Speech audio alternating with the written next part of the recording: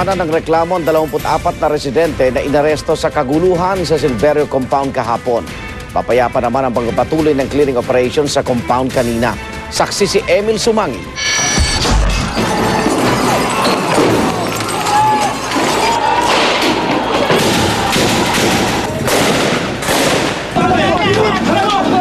Kumpara sa naging sitwasyon kahapon kung saan nauwi sa karasan ng demolisyon sa Silverio Compound.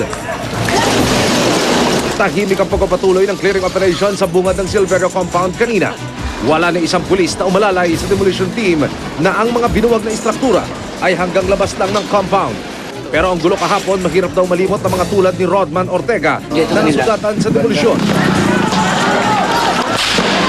Nakuna ng GMA News si Ortega kahapon habang inilalabas mula sa kanay ng mga ralista dahil sa tama ng bala. Medyo nakakaramdam pa rin po ng konting kirot. Pareho pa rin ang kanyang damit na nagkabuta sa kaliwang manggas dahil umano sa bala. Kung makikita nyo rito, talagang ano yung bone. Okay. So may fracture. Ano lang siya, soso eh. Tapos pag ano ng tear gas, talagang kumalat yung ano, na ano siya, na tama sa mata. Gilamos, sa tindi ng ano rin niya, nasa parang siyang ano, nakisali na rin sa batuan. Pagkabato, tumawid siya. Pagkatawid, magulat siya, binaril siya. Kilala niya kung sinong bumaril eh. Yung sabi, nakita niya karupaw ng SWAT eh. Hindi rin daw kasama sa kanay ng mga nagpoprotesta ang 19 anyos na si Aljun Barsenal. Naramdaman ko lang, masakit na yung hita ko, kala kong ano eh. Yung tinamaan na pala, dugo ng dugo. Ito pa nga, buti nga hindi pa masyado. Natuloy naman kanina ang inquest proceedings sa Parañaque Prosecutor's Office laban sa 24 na residente na inreklamo kaugnay ng Article 151 at 153 ng Revised Penal Code. Ilan sa kanila sinampahan ng reklamong illegal possession of explosives. Balak pagpiyansa bukas ng mga suspect. They're going to prepare the resolution anytime para kung ang kasong makita nila ay bailable, we will post bail tomorrow. Okay. So surely marirelease sila tomorrow. At walang kabuhayan! Para hindi matulad sa gulo sa Parañaque, walang armas na mga pulis ang nakarap ng mga relingistang sumugod sa bahay ni Pangulong Noynoy Aquino sa Times Street bilang pakikisimpatiya sa nangyari sa Silverio Compound. Pero nagkaroon pa rin ng tensyon.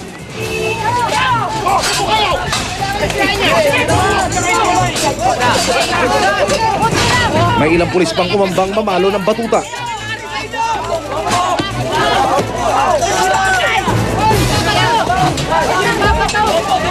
Pero sa huli, pinayagan din magprograma ang mga relingista. Ang pinaglalaban po namin ngayon bilang protesta sa nangyari po kahapon sa pag-iba ng Silverio Compound. Nilinaw naman ang palasyo na korte at hindi ang ekotibong sangay ang nag-utos ng demolisyon sa Silverio Compound. Emil Sumangil ang inyong saksi. Samantala, pinagtataboy ng MMDA ang mga nagtitinda sa ilang bangketa at footbridge. Sinita rin maging ang mga vendor na ginawang tulugan ang ilalim ng tulay ng MRT. Saksi si Steve Dailisan. Dali-daling nagligpit ang tinderang ito sa paanan ng footbridge sa Cubao, Quezon City matapos matulugang paparating na ang sidewalk clearing operations group ng MMDA. At sa pagpanik ng ESCOG sa footbridge, tumambad sa kanila ang malatsangling tagpo. Alam niyo naman ang bawal. Palaging pinagsasabihan kayo na bawal. Alisin nyo na. Alisin na. Bago nito, makailang ulit binisita ng GMA News ang ilan sa mga footbridge sa EDSA. Kaliwat kanan ng mga panindang nakasabit at nakalatag. Kaya mga pedestrian pa ang umiiwas sa pwesto. Nakakaistorbo sa daan. Yung mga naglalakad na naapektuhan din. So dapat siguro maklear yung sidewalk. Namataan pa ng GMA News ang ilang mga uniformadong MMDA na imbes sa way ng mga vendor, inaba customer pa. Hinanap sila kanina ng head ng ESCOG pero di sila mahagilap. Bago pa man daw kasi makapwesto ang mga vendor sa footbridge, dapat naharang na sa baba. Depende pa kung ano yung status nila sa employment. Pwede suspended, pwede terminated. Isinunod agad ang bangketa ng EDSA Cubao. Pag-akyat sa footbridge ng Monte de Piedad, hindi lang pala paninda ang kailangang ipaligpit, kundi pati ang tulugan ng mga vendor sa ilalim ng tulay ng MRT. Makapagtinda, paninda, pero yung gagawin yung tirahan, mali na yun, foul na yun. Yung mga ganyan nyo, mga kaldero, lahat to, nandyan po sa itaas, bawal mo sa amin. Pasado alas 11 kaninang umaga na isagawa ng MMDA yung clearing operation sa footbridge na ito. Mag-aalas 5 na ngayon ng hapon at tila business as usual na muli ang mga vendor, mas dumami pa sila. Mas malaki raw kasi yung tsansa na sila'y mabilhan, lalo na tuwing rush hour. Naghintay kami sa baba. Hanggang sila umalis, babalik ulit. Pero bawal daw po. Bawal talaga to. Alam namin po na bawal ang tulay. Siyempre po para lang sa hanap buhay, pangkain ng pamilya. Gusto rin natin matulungan yung mga kababayan natin maghanap buhay. Kaya lang, hindi nasa tamang lugar at tamang oras. At dahil sadyang di paawat ang mga vendor, nag-aaralan daw ng MMDA ang paglalaan ng window hours sa mga manininda para di makasagabal tuwing rush hour. Ako, si Steve Belisa ng inyong saksi. Sa iba pa rin balita, mahigit 250 pribadong universidad at kolehiyo ang kumpirmado ng magtataas ng matrikula sa darating na pasukan. Saksi si Ivan Mayrina. Karapatan ng bawat Pilipino makapag-aral, pero ang edukasyon lalo na sa kolehiyo, tila ba pribilehiyo kung presyo ang pagbabatayan. Kanina inanunsyo ng CHED na 256 na pribadong universidad at kolehiyo magtataas ng matrikula mula 7 hanggang 15% ngayong darating na semestre. Katumbas ito ng 41 pisong taas matrikula kada unit. Sa private schools especially, wala namang ibang pagkukunan yan, kundi yung majority ng kanilang sources yung student fees. Parang pressure din ng ibang commodities yan, tumataas.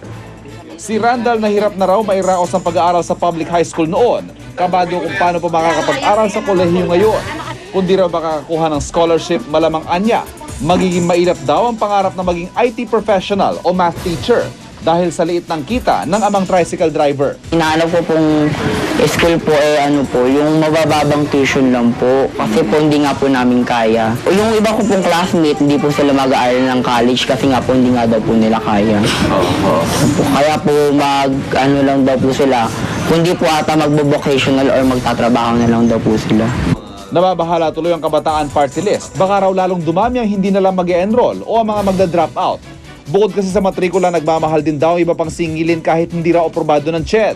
Ang tanong natin, 200 plus yung schools na magtataas ng tuition, pero ito ba yung kabuuang bilang ng mga eskwelahan na magtataas ng iba't ibang bayarin?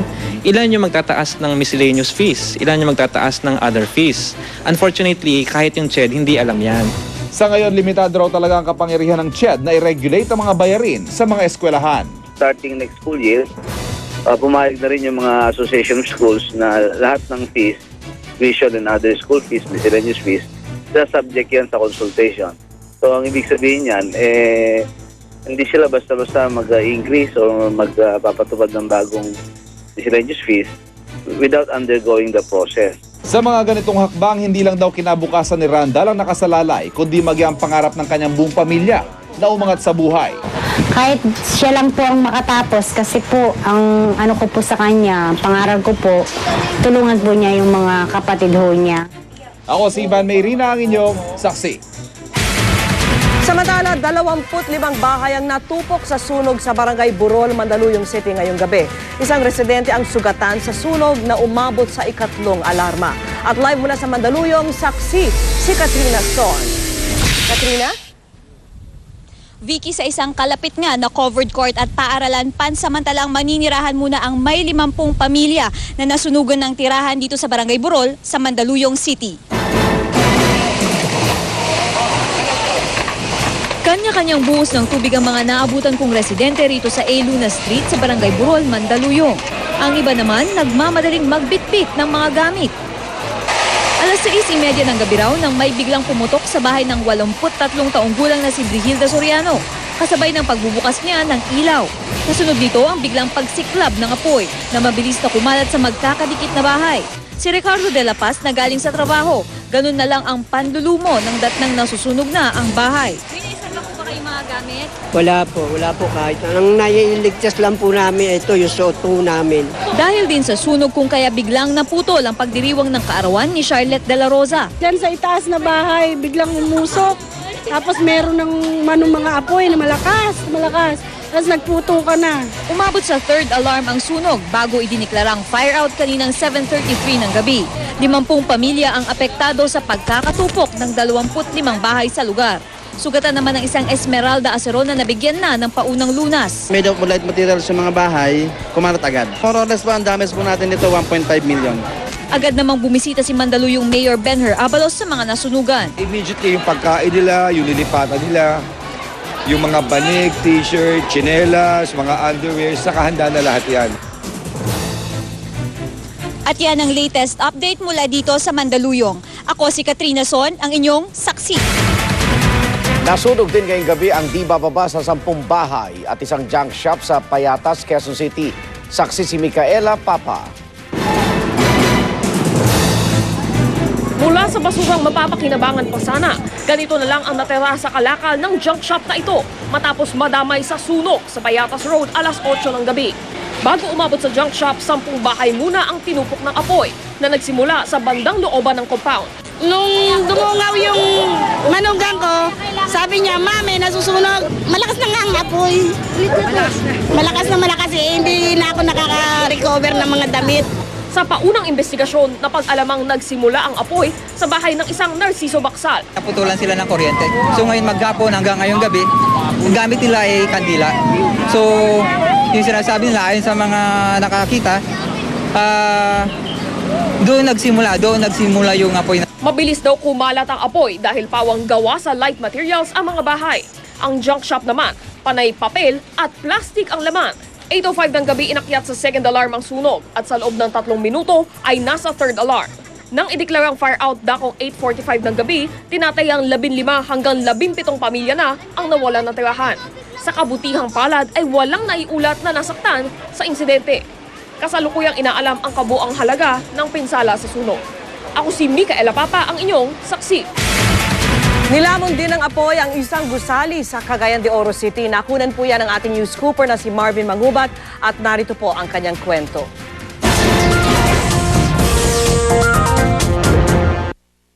Ito pong nasusunog na gusali ay katabi lang po ng pinagtatrabahoan ko. Bago po lumaki yung apoy, lumabas na kami kaagad sa pinagtatrabahoan namin kasi nga baka yung apoy pumalat at baka madamay pa yung pinagtatrabahoan namin. Nung paglabas namin ng opisina, doon na namin nakita na unti-unti na yung paglaki ng apoy. Amay-amay konti, saka na nagdadatingan yung mga bumbero para tupukin yung apoy. Yung mga firefighters naman, agad nilang binuhusan ng tubig na galing sa bumbero nila para ang apoy hindi kumalat sa katabi at gusali. Ako ang inyong news scooper na si Marvin Mangubat ng Cagayan de Oro City at ako ang inyong saksi. At kayo rin pwedeng maging saksi bukod sa mga video at litrato ng mga balitang inyong nakunan, pwede rin ipadala sa News Scoop. Ang kuha sa inyong sarili habang ikinikwento ang inyong nasaksihan. Dahil dito po sa saksi, hindi lang reaksyon nyo ang mahalaga. Kasama rin namin kayo sa pagbabalita. Saksihan mamaya. 7 Chinese vessel na mataan ng AFP sa Baho de Masinloc. Pilipinong negosyante, alamin kung bakit pinababa ng eroplano ng Cathay Pacific. Kasunod ng pagkakahirang sa New 7 Wonders of Nature, tour sa Puerto Princesa Underground River, fully booked na hanggang Mayo. Huwag bibitiw! Sama-sama pa rin tayong magiging saksi.